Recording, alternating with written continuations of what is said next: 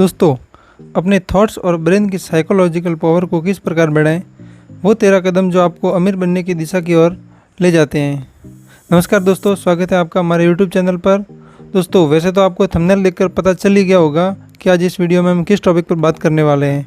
इस वीडियो में हमने ऑथर नेपोलियन हिल द्वारा लिखी गई book think and grow rich, सोचो और अमीर बनो की कंप्लीट समरी हिंदी में बताई है। आपकी ज़िंदगी में सफलता पाने के लिए आपको यह वीडियो ज़रूर देखनी चाहिए। इसकी पूरी बुक समरी को हमने आसान भाषा में समझाया है। यह बुक नेपोलियन हिल्स, जो एक अमेरिकन ऑथर हैं, के द्वारा लिखी गई है। इन्हें सक्सेस पर लिखने वाले महान ऑथर में से एक माना जाता है। थिंक एंड ग्रो रिच में ऑथर अपने करियर को सफल बनाने पर लिखते हैं। इस बुक में ऑथर थॉट्स और ब्रेन की साइकोलॉजिकल पावर को किस प्रकार बढ़ाते हैं, उसको डिस्कवर किया है।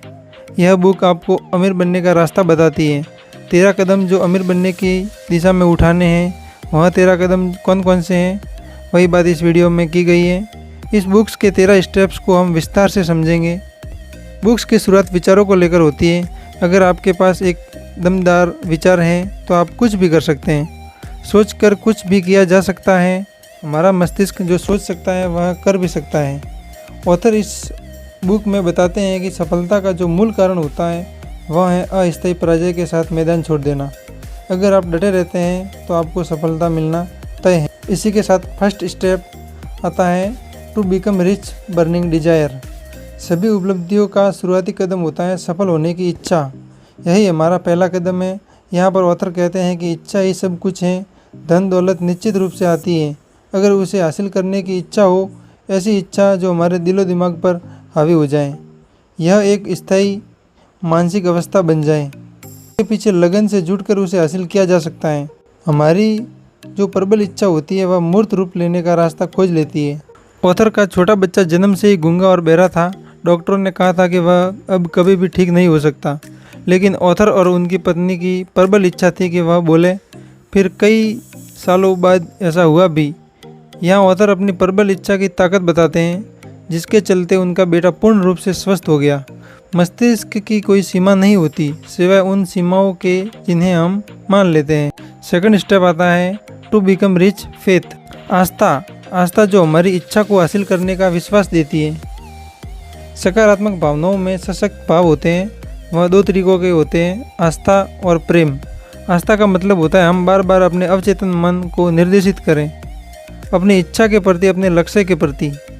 अगर आपके अवचेतन मन में आपकी आस्था ने घर बना लिया है तो उसे सच साबित होते कभी देर नहीं लगती। अगर नकारात्मक बातें हम अपने दिमाग में भरेंगे तो उसके नकारात्मक परिणाम ही होंगे। यदि सकारात्मक निर्देश हम अपने दिमाग को देंगे तो उसके परिणाम भी सकारात्मक होंगे। आपका जो भी लक्ष्य है उसे लिखें, बार बार दोहराएं, ताकि उसका एक स्पष्ट चित्र आपके दिमाग में बन जाए। जैसे कि आपको अगर कोई बंगला बनाना है तो उसका एक स्पष्ट चित्र आपके दिमाग में होना चाहिए। आपका यह ड्रीम हाउस कैसा होगा, किन किन सुविधाओं से युक्त होगा, इसका एक क्लियर चित्र आपके दिमाग में पहले से होना चाहिए। थर्ड स्टेप आता है to become rich auto suggestion. आत्म सुझाव का मतलब है अपने दिमाग को समझाना। आप जो भी लक्ष्य हासिल करना चाहते हो उसे अपने सबकॉन्शियस माइंड यानी अवचेतन मन में कैसे डालें, इसके लिए ऑथर हमें 3 सुझाव दे रहा है। पहला, अपने लक्ष्य को कागज़ पर लिखें। दूसरा, इसे 7 अलग अलग जगहों पर बैठकर दोहराएं। तीसरा, इस काम को सुबह और शाम दोनों समय पर करें। आपको यह भी ध्यान रखना है कि आप जो शब्द बोल रहे हैं वह भावपूर्ण होना चाहिए। बिना भावों के आपका अवचेतन मन उन बातों को कभी नहीं मानेगा। हर मुश्किल, हर असफलता, हर दुख में इसके बराबर या इससे भी बड़ा लाभ छुपा होता है। फोर्थ स्टेप आता है to become rich specialised knowledge. विशेषज्ञ ज्ञान या व्यक्तिगत अनुभव। आपने जो लक्ष्य चुना है उसे हासिल करने का नॉलेज आपके पास होना चाहिए।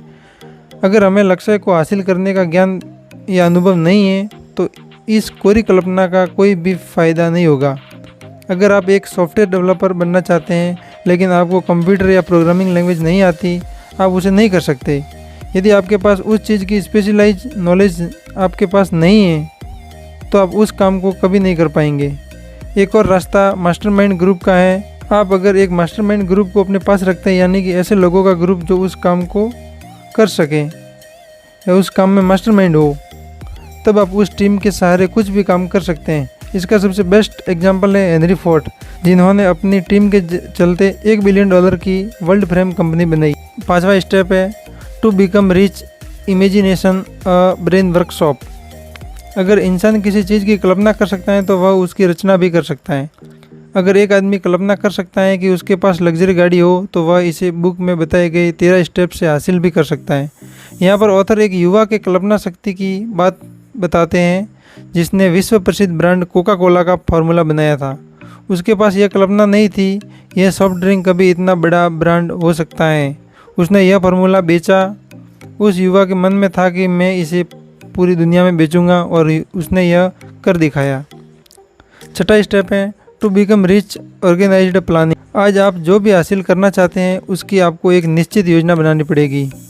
यह मुझे कैसे मिलेगी? प्लानिंग बनाने के लिए ऑथर बताते हैं एक एक्सपर्ट टीम की जो योजना बना सकते। ऑथर यहाँ एक सजेशन यह भी देते हैं, अगर आपकी योजना असफल हो जाए तो आप डरे नहीं, लक्ष्य को निर्धारित करते हुए अपनी प्लानिंग चेंज करें और आगे बढ़ें। 7वां स्टेप है to become rich, the ability of decision making. निर्णय लेने की क्षमता का विकास करना, यानी कि टालम टोल करने की आदत पर विजय पाना। यह गुण हेनरी फोर्ड के सबसे उत्कृष्ट गुणों में से एक था। वह निर्णय को तत्काल रूप से लेते थे, उस पर अड़िग रहते थे। ऑथर कहते हैं कि राय दुनिया की सबसे सस्ती वस्तु होती है, इसलिए अपने निर्णय खुद लें। जो लोग निर्णय लेने की ताकत रखते हैं उन्हें पता होता है कि वह क्या करना चाहते हैं। अनिर्णय की क्षमता कुछ लोगों में बचपन से ही शुरू हो जाती है, जिसे निर्णय लेने की क्षमता में बदलना जरूरी है। निर्णय लेने में आत्मविश्वास जरूरी होता है, जो बहुत कम लोगों में दिखाई पड़ता है। 8वां स्टेप है to become rich, the power of devotion. सोचिए और अमीर बनिए। द पावर ऑफ डिवोशन यानी लगन की शक्ति। लगन के पीछे कोई बड़ा अर्थ नहीं छिपा हुआ है, लेकिन यह गुण इंसान के लिए उतना ही महत्वपूर्ण है जितना कि स्टील बनाने में कार्बन। आज अगर हम आधुनिक युग में टेक्नोलॉजी और इंडस्ट्री में सफल हुए लोगों पर नज़र डालें तो हम देखेंगे कि उन सभी व्यक्तियों में एक कॉमन क्वालिटी होती है, उन सभी को अपने काम में लगन होती है। ऑथर बताते हैं कि लगन को कैसे विकसित किया जाए। इसके लिए आप 4 रास्ते अपना सकते हैं। पहला, निश्चित लक्ष्य। दूसरा, निश्चित योजना। तीसरा, सकारात्मक दिमाग। और चौथा, एक या अधिक लोगों के साथ गठबंधन जो हमेशा आपको प्रोत्साहित करें। इसी के साथ 9वां step to become rich, improve self power. स्वयं की शक्ति को बढ़ाना। स्वयं की शक्ति को कैसे बढ़ाया जाए, इस बारे में ऑथर कहते हैं कि अगर आपके पास पावर है तो आप सब कुछ हासिल कर सकते हैं। बिना पावर के आप कितनी भी प्रभावशाली योजना क्यों न बना लें, उसमें आप सफल नहीं हो सकते। अमीर बनने के लिए पावर का होना बहुत ज़रूरी है। अब बात आती है कि ब्रेन पावर को कई गुना कैसे किया जाए। How to increase your brain power. यहाँ ऑथर एग्जाम्पल देते हैं बैटरी का। अगर एक बैटरी की जगह कई बैटरी का समूह बनाकर पावर जनरेट की जाए तो बहुत ज़्यादा पावर प्राप्त होगी। यानी जब एक से अधिक दिमाग एक साथ काम करेंगे तो आपकी शक्ति में अपने आप इजाफा होगा। यहाँ पर ऑथर टीम वर्क की बात करते हैं। इसी के साथ 10वां steps to become rich, sex transmutation. Sex energy का रूपांतरण मतलब एक तत्व या ऊर्जा का दूसरे रूप में बदलना। लोग सेक्स को सिर्फ शारीरिक सुख के रूप में लेते हैं, लेकिन ऑथर इसके पीछे 3 संभावनाएं देखते हैं। पहली संभावना मानव जाति का स्थायीकरण, दूसरी संभावना स्वास्थ्य बढ़ाना और तीसरी संभावना रूपांतरण, जो सबसे अधिक महत्वपूर्ण है। रूपांतरण के द्वारा औसत दर्जे का व्यक्ति जीनियस बन सकता है। सेक्स एनर्जी को अगर पॉजिटिव एनर्जी में कन्वर्ट किया जाए तो कोई भी आदमी जीनियस बन सकता है। कुछ लोग काम वासना के कारण खुद को नीचे गिरा देते हैं बजाय कि ऊपर उठने के। ऑथर बताते हैं कि पुरुष की सबसे बड़ी प्रेरक शक्ति होती है महिला को प्रसन्न करने की इच्छा, जो कि प्री हिस्ट्रिक एज से चली आ रही है। अगर महिलाओं को हटा दें तो कितने ही काम नीरज और बेजान हो जाएंगे, लेकिन काम वासना का रूपांतरण जरूरी है। यदि इसी एनर्जी को दूसरे रचनात्मक कार्यों में लगाया जाए तो वह बड़े से बड़ा असंभव कार्यों को भी संभव कर सकती है, लेकिन काम वासना में लिपटा हुआ आदमी कभी भी सफल नहीं हो सकता। इसी के साथ 11वां स्टेप आता है to become rich, control of subconscious mind.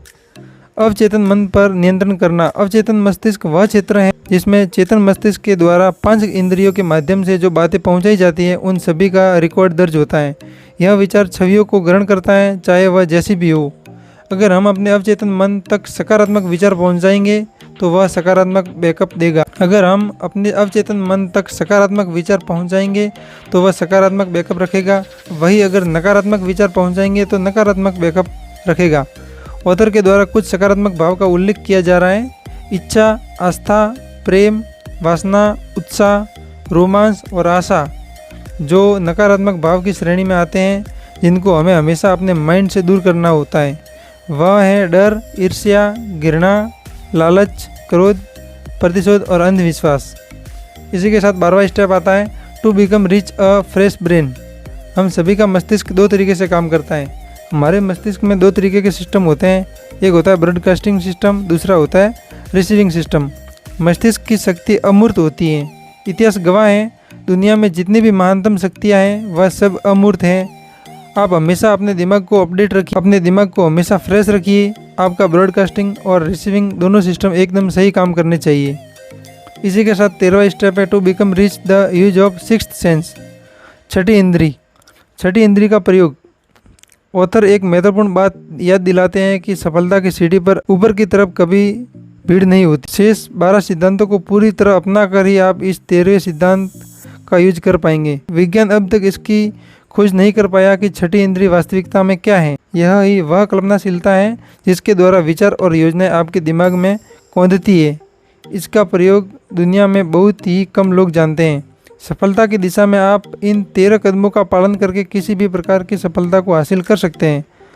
आपने इसे पूरा पढ़ते समय महसूस किया होगा कि आप मानसिक प्रेरणा के उच्च स्तर तक उठ जाएं।